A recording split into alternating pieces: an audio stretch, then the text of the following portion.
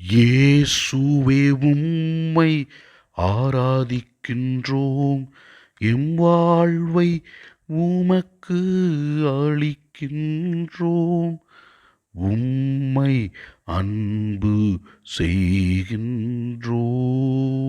இயேசுவே ஆண்டவரே, உமது அருள் பிரசன்னத்தினாலும் அன்பினாலும் எங்களை ஆசிர்வதிக்கின்றீர். எங்களுக்கு தேவையான அற்புதங்களை நாள்தோறும் செய்து கொண்டிருக்கிறீர். உமது அன்பினால் எங்கள் பாவங்களை மன்னிக்கின்றீர்.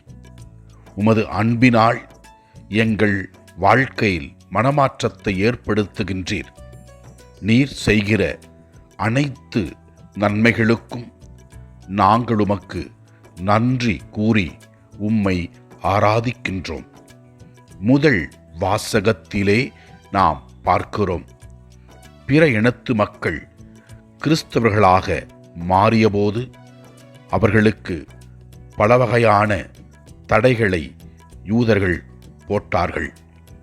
இதனால் அப்போஸ்தலர்கள் இவ்வாறு கூறினார்கள்: இன்றியமையாதவை தவிர வேறு எந்த சுமையையும் உங்கள் மேல் சுமத்தக்கூடாது என்று தீர்மானித்தோம் என்று ஆறுதலான வார்த்தைகளை பிற இனத்து மக்களுக்கு அவர்கள் கிறிஸ்தவர்களாக மாறியபோது அப்போஸ்தலர்கள் கூறினார்கள். இதனால் ஆண்டவரை பலர் ஏற்றுக்கொண்டு அவர்கள் நல்வாழ்க்கை வாழ்ந்தார்கள்.